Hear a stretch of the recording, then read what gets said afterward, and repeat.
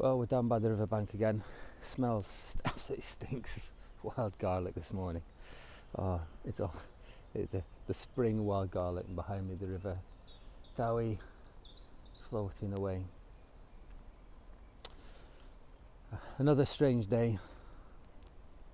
We're confined in our homes, and the television's starting now to tell us stories, lots and lots of stories about how people have survived and what's going on in their lives. And we understand stories, we understand life through them, and as we listen to these accounts of people's lives, and as we listen to them speak about how they're maybe been infected by this nasty disease, or how they've been working in adverse situations and survived, we're looking for meaning.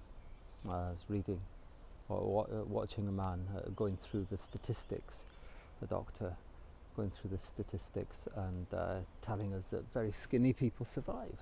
Very skinny people survive better than others from the statistics that are being told. So it's a bit late for me to get very skinny, but we're trying to understand the day in which we live. It's Psalm 30. In Psalm 30 we have a testimony of someone who's been through the worst and the best. And what's intriguing about it is that he speaks about his life, and he speaks about how God has watched over him and protected him. But his argument is very interesting. He lives, but not just to make money, and not just to rule a kingdom. And actually, in his worst state, when he called out to God, in his lowest moment, he just argues, Lord, the living proclaim your glory. The living proclaim your glory. And I live and I will proclaim your glory.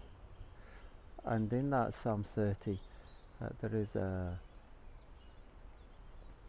an understanding that there are times of difficulty, and there are times when it seems God is against us, and there are times when it seems God is with us. But the times God is against us are very short times, and at the end of it, it's really to praise God. By my life, I will give God glory. Lots of things are going to change, I'm sure, in the days and weeks that lie ahead, and maybe in the years, and the cost of what's happening today is, I'm sure, going to be huge. We don't even begin to understand what it's going to be.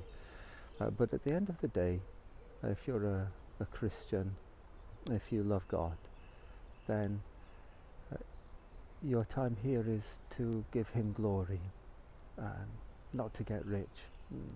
Happiness is a fleeting thing, the psalmist makes out. God makes us happy. But actually, we're here that we may give God glory and honour. Now the question is not what is happening around me so much, what has happened or what will happen, but the question, I think, comes from the psalmist. Will I give God glory and honour and praise? We have a God who is worthy of glory and honour and praise. He has shown us so much kindness and mercy and grace and goodness. And so let's think of ways that we may speak about him and give him glory. Well, from my dog, who seems to be eating wild garlic and grass, my guess is it's not very good for him. I don't know. Have a good day.